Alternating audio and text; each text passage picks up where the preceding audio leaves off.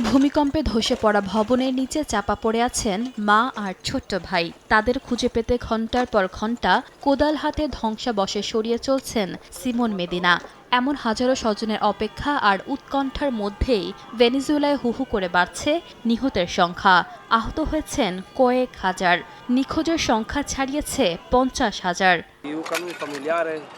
আমি আমার মা আর ছোট ভাইকে খুঁজছি। অন্তত তাদের কোনো চিহ্ন যদি পাওয়া যায়, এমনকি তাদের কোনো জিনিসপত্র বা কাগজপত্র পেলেও সেটাই আমাদের জন্য অনেক হবে।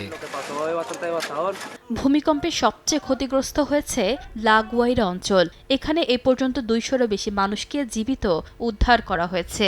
অন্তর্বর্তীকালীন প্রেসিডেন্ট ডেলসি রদ্রিগেজ জানান, ভূমিকম্পের পর 200-রও বেশি আফটার শক অনুভূত হয়েছে, যা উদ্ধার কাজকে আরও ঝুঁকিপূর্ণ ও জটিল করে তুলছে।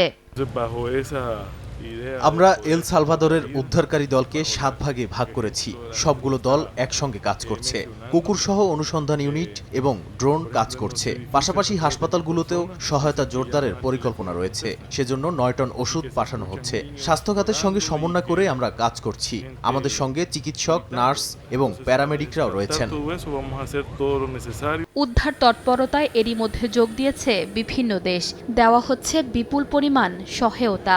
উদ্ধারকারী দল, প্রশিক্ষিত অনুসন্ধানী কুকুর, ড্রোন ও জরুরি সরঞ্জাম পাঠিয়েছে যুক্তরাজ্য, যুক্তরাষ্ট্র, নেদারল্যান্ডস, মেক্সিকো ও সুইজারল্যান্ড। যুদ্ধ জাহাজ পরিবহন, বিমান মোতায়েনের পাশাপাশি 15 কোটি মার্কিন ডলারের সহায়তা ঘোষণা করেছে ওয়াশিংটন। এদিকে ভূমিকম্পে ধ্বংসস্তূপে পরিণত হওয়া এলাকাগুলোয় লুটপাটের খবর পাওয়া গেছে।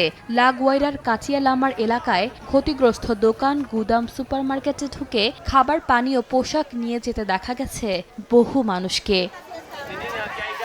ঈশিতা আক্তার, সময় সংবাদ।